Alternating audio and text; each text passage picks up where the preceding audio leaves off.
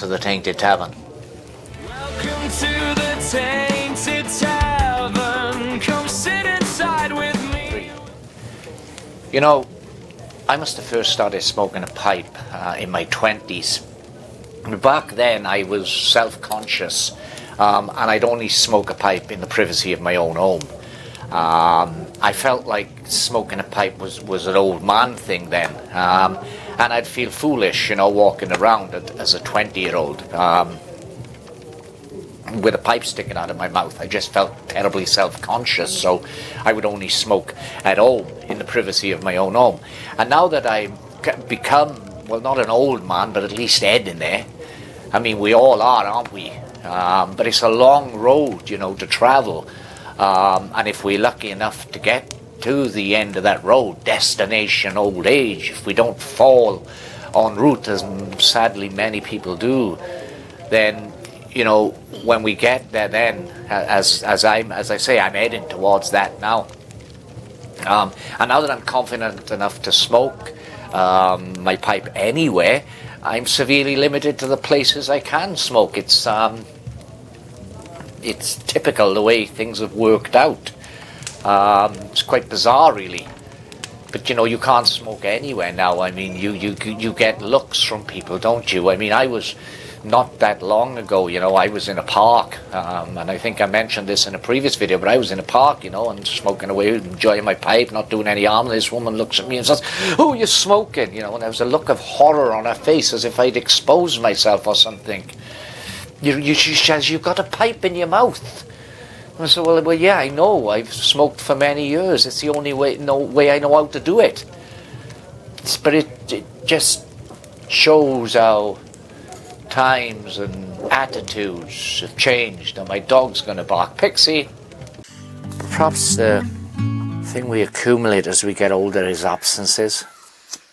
The absences of family, parents, grandparents, friends, pets even, that have gone on, that have passed. I mean, I love to sit by here and have my pipe this time of year. We're in August, because looking across the garden now from where I'm sitting, it's just a beautiful sight. I've got all the grey, silver grey of the coral type plants. I've got the vibrant red and yellow of the primroses. I've got the purple of the purple loosestrife, the yellow loosestrife, blazing yellow, the red, the fiery red of the lucifers. It's just a wonderful place to sit. When you sat there with a pipe of. And incidentally, just to do a bit of housekeeping, I'm smoking Sunday picnic here. And drinking a scotch on the rocks. You remember the absences that we've accumulated. The people's friends, family, pets that have gone. That were all a big part of your life. And that's one of the downsides of aging, of growing older. Because there's so many positives with it. And the negatives are, perhaps they're not negatives at all, they're memories. Memories we shared. And it really does mean a lot if you think of it. Isn't it better to have these memories of people we loved, pets we loved? I mean, where I'm sitting here, I'm looking out at the grave of my dog Sherlock, my boxer dog. Man, I loved our dog. I still loved our dog. The absences we accumulate. As each of us grows older, and we keep going on, and the people that didn't make it as far as we've made it, that have fallen, will realise that what we've got is more and more important. I'm sat here now, it's a beautiful day, I'm watching butterflies fluttering around the flowers, taking pollen, and they going through their own cycle of life. By remembering those that were part of our lives, that have now gone, who remain part of our lives even though they're not here no more, there's something special in her. Something deeply, deeply special. It's a very hostile world we are living in, if you're a smoker. Very hostile towards us. So we've got... It's just... I don't know. It's just insane, isn't it, the way it's gone. You can't smoke anywhere now. We are... Smokers are vilified in the press, they're vilified in media, and yet it never used to be like that. I watch a lot of I'm not really one for television. But when I do sit down of an evening and watch a little television, I'm usually watching one of these channels such as Rewind TV or Talking Pictures, which shows vintage programs. I much prefer them to the stuff that's being produced in the modern day. I do like some modern television. I mean, there's some great stuff out there, but I'm not by and large a massive television viewer. I watch movies, but I'm still into physical media. I suppose I'm an analog man in many ways. So I'll watch old movies that I like, westerns. I watch a lot of westerns. But I do watch, as I say, a lot of what I suppose we would these days be called classic TV programs. And these are programs from my youth and even beyond, older than that, going back before that. This weekend I watched a couple of old British sitcoms, The Fen Street Gang, which was the spin-off of Please Sir. I've watched that. I've watched a lot of the Doctor series. I think Doctor in Charge is being shown at the minute, with Robert Nedwell, Richard O'Sullivan, George Layton. And people, when you're watching these programs, people are smoking everywhere. There's a doctor in one of the episodes of Doctor in Charge, and he's having a cigarette in his room, in his little surgery.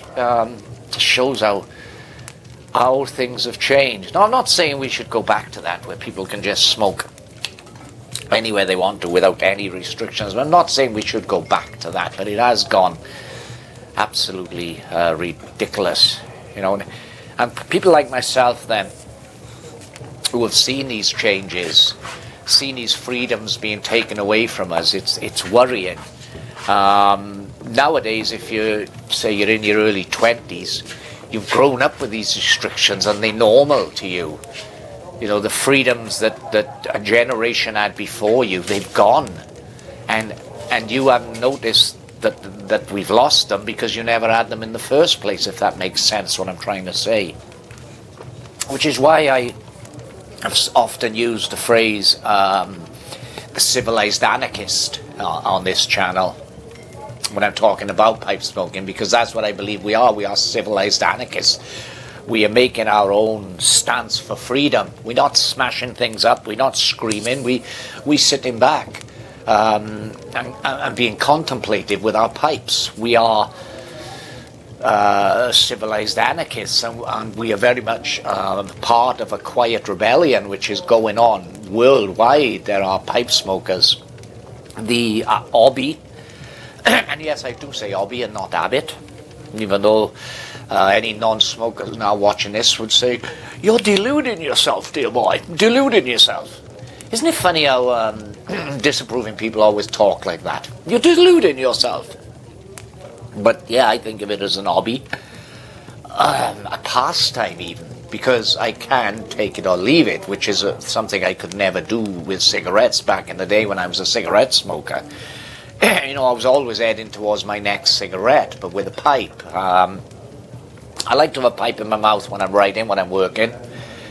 It helps me concentrate, it helps me think. I find that that smoke the act of smoking allows my mind to wander when I'm working, when I'm trying to be creative.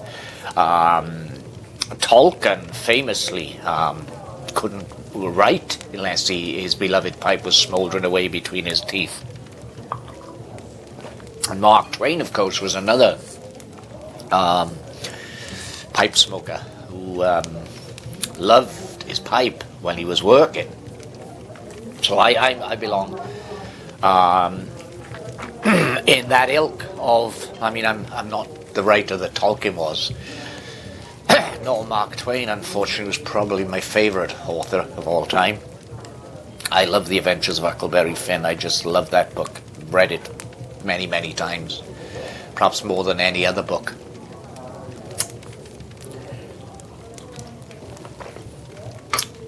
But yeah, it's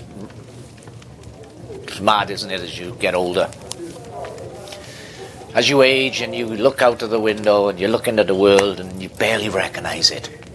Things have changed so much. And my eyesight's perfect. I can see what's happening out there. And yet, because I got older, now I've got a book, I can't see what's in front of my face, you know.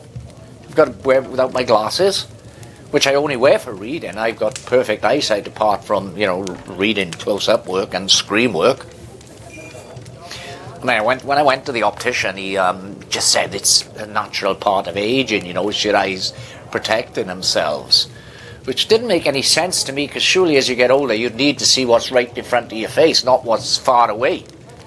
You know, you can see the bus coming 100 yards down the road, but you can't find the fucking bus stop.